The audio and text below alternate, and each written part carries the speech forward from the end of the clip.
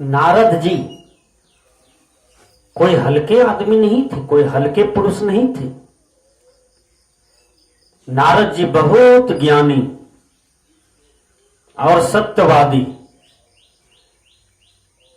दुनिया आज उसको हे दृष्टि से देखते हैं, क्योंकि दुनिया को यह समझ नहीं है कि आप देखिए, जब जब नारद जी भगवान विष्णु से मिलते थे,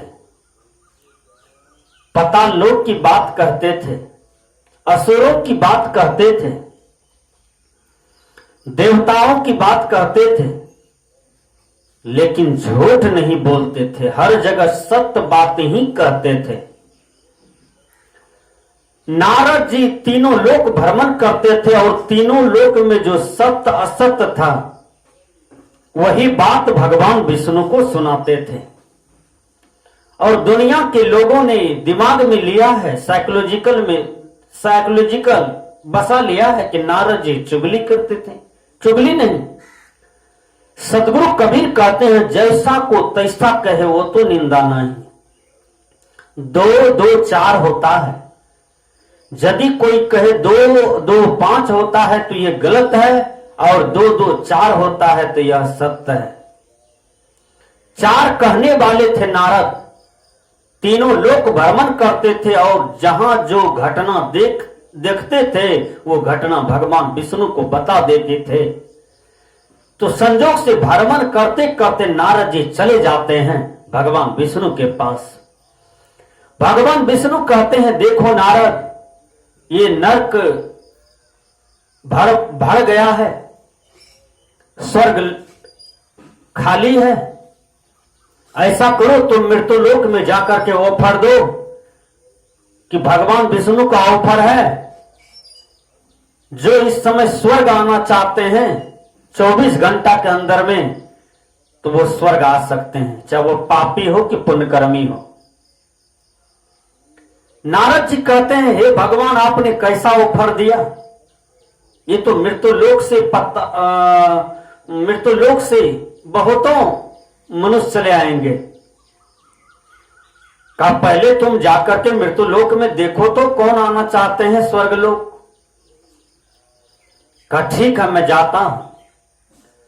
नारद जी आते हैं मृत्युलोक, और एक दहियार बेचारा दूध बेच रहा था, उनको कहा कि चलो तुम, भगवान विष्णु का ऑफर है, ये दूध का कारोबार छोड़ो, ये परेशानी छोड़ो, ये दुख धंधा छोड़ो, लाभ हानि छोड़ो, चलो स्वर्गलोक। भगवान विष्णु बुला रहे हैं, ऑफर दिए हैं आज का। कहा नारद जी, आपको कोई नहीं मिला, हम ही मिले हैं। अरे आप आते, कुछ देर में आते, समय लगा के आते, अभी तो हमको बहुत काम बाकी है, जमीन लिए हैं 10 एकड़, रजिस्ट्री नहीं हुआ है, आइएगा कभी। नारद जी एक गाड़ीवान के पास गए, कहा है गाड़ीवान, गाड़ी रोको, भगवान विष्णु का ऑफर है, चलो स्वर्गलोक। कहा अरे नारद जी, आपको कोई नहीं मिला, हम ही मिले। स्वर्ग तो हम जाएंगे, लेकिन एक काम बाकी है, वह काम कर देते हैं। कहा क्या? का छोटा सा बेटा है, वो जवान है, उनका शादी कर देते हैं, समय लगेगा, आइएगा फिर चलेंगे तब स्वर्ग। एन केन प्रकार से नारद जी बहुतों के पास गए, सबने लेकिन किंतु परंतु लगाया, लेकिन स्वर्ग में आने के लिए कोई तैयार नहीं हुआ। नारद जी सोचते हैं, मैंने तो भगवान विष्णु को बोला हूं कि मृत्युलोक से बहुत आदमी चले आएंगे स्वर्ग, कोई नहीं आवे नहीं आवे, पापी तो जरूर आएंगे, क्योंकि पापी तो जेल में सजा भोग रहे हैं और जिंदे जी अशांत हैं, दुख में हैं, टेंशन में हैं, वो तो आ जाएंगे। लेकिन एक पापी भी तैयार नहीं हुआ, एक पुण्यकर्मी भी तैयार नहीं हुआ, दोनों को काम था।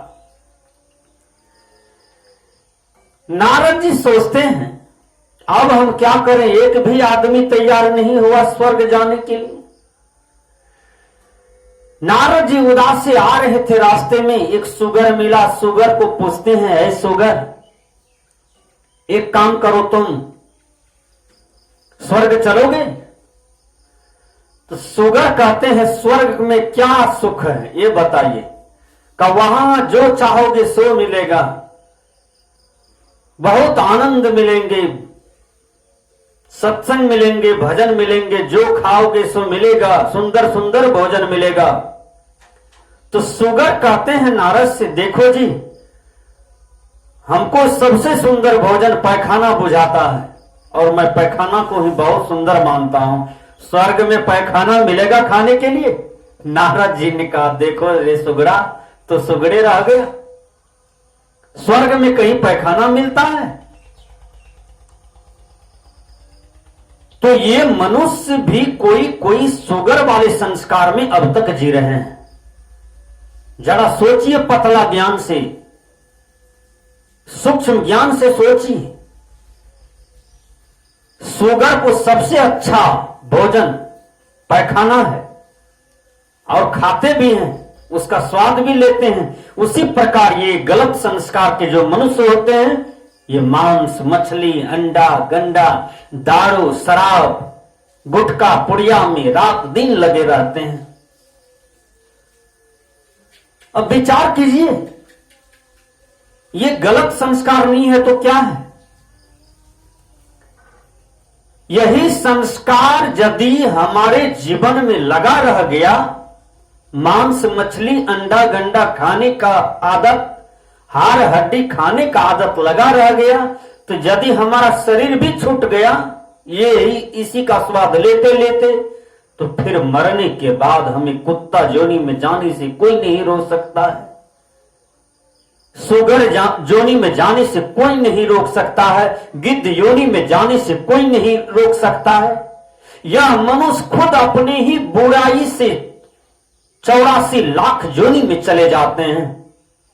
यह मनुष्य खुद अपनी ही सदकर्मों से 84 का त्याग कर देते हैं, 84 को अपने जीवन से हटा देते हैं और पुनः मनुष्य तन को प्राप्त करके, प्रभु का भक्ति करके, गुरु का भक्ति करके, देश का भक्ति करके, माता पिता का भक्ति करके अपने जीवन को मुक्त कर लेते हैं। तो हम गलत संस्कार का कैसे त्याग करें? गलत संस्कार का जन्म होता है गलत भोजन से। जब तक हम गलत भोजन नहीं त्याग करेंगे तब तक हमारा संस्कार अच्छा नहीं हो सकता है, नहीं हो सकता है।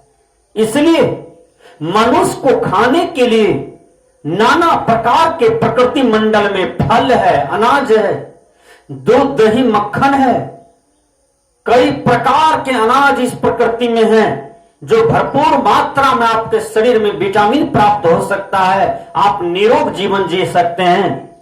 अरे पहले तो आप विचार करें, भगवान राम कितना सुंदर भोजन करते हैं, वैष्णव भोजन करते हैं। भगवान कृष्ण वैष्णव का भोजन करते हैं, भगवान बुद्ध वैष्णव का भोजन करते हैं, सदगुरु कबीर वैष्णव का भोजन करते हैं, बाबा मिही वैष्णव का भोजन करते हैं, संत तुलसी साहेब जी वैष्णव का भोजन करते हैं, सूर साहेब जी वैष्णव का भोजन करते हैं, मां सबड़ी वैष्णव वाला भोजन करती है।